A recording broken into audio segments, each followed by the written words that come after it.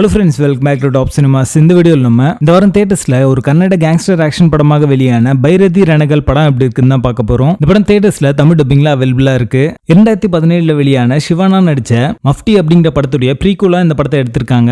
Mufti படத்தை தமிழ்ல சிம்பு பாத்தீங்கன்னா 10 தலை அப்படின்ற பேர்ல ரீமேக் பண்ணிருப்பாரு. சோ அந்த படத்துல இவர் எப்படி ஒரு பெரிய கேங்ஸ்டர் ஆனார் அப்படின்ற அந்த ஆரிஜின் ஸ்டோரியை இந்த படத்து மூலமா சொல்லியிருக்காங்க. 1985ல ரணகல் தன்னுடைய இளம் வயதிலேயே பாத்தீங்கன்னா ரோனாபுரிக்கு தண்ணி வரணும் அப்படின்றதுக்காக மனு கொடுத்துட்டு இருக்காரு அரசாங்க அதிகாரிகள் கிட்ட. பட் அவங்க அதை ஒரு பொருட்டாவே எடுத்துக்கல அப்படின்ற ஒரு சூழல் உருவாகுது. ஒரு கட்டத்துல அதிகாரிகளோட இந்த செயலால வெறுப்பான ரணகல் பாத்தீங்கன்னா அவங்க இருக்கிற பில்டிங்க்கு பாம்பு வச்சு அதுல சில பேர் இறந்தும் போறாங்க. ரணகலுக்கு 21 வருடம் சிறை தண்டனை கிடைக்குது. இந்த பீரியட்ல இவர் சிறையிலேயே படிச்சிட்டு இருக்காரு. தண்டனை காலம் முடிஞ்சு திரும்ப வரும்போது ஒரு லாயரா வர்றாரு. வெளியே வர அவர் பாத்தீங்கன்னா ரோனாபுரி மக்களுடைய பிரச்சனைகளை தீர்த்து வைக்கணும் அப்படின்ற மாதிரி கிளம்பிருங்கிறாரு. நேர்மையான வழியில போகணும்னு நினைச்ச அவருக்கு எந்த மாதிரியான தடைகள்லாம் வந்துச்சு, அதை முறியடிக்க இவர் எப்படி ஒரு பெரிய டானா மாறினார் அப்படின்றத இந்த படத்துடைய கதையே. படத்துடைய பாசிட்டிவ்ஸ் அண்ட் நெகட்டிவ்ஸ் சேர்த்தே பார்த்துடலாம். Siwana star of the show அப்படின்னே சொல்லலாம். அவருடைய ஸ்கிரீன் பிரசன்ஸ் அண்ட் பெர்ஃபார்மன்ஸ் மூலமா இந்த படத்தையே ஹோல்ட் பண்ணிருக்காரு. சிவானா ஃபேன்ஸை சாட்டிஸ்ஃபை பண்ற மாதிரியான மாஸ் மூமெண்ட்ஸ் நிறையவே இந்த படத்துல இருக்கு. அது எல்லாமே அவங்களுக்கு வந்து ஒர்க் அவுட் ஆகும். பட் ஜென்ரல் ஆடியன்ஸ்க்கு எந்த அளவுக்கு ஒர்க் அவுட் ஆகுது அப்படின்றது தான் கேள்விக்குரியே.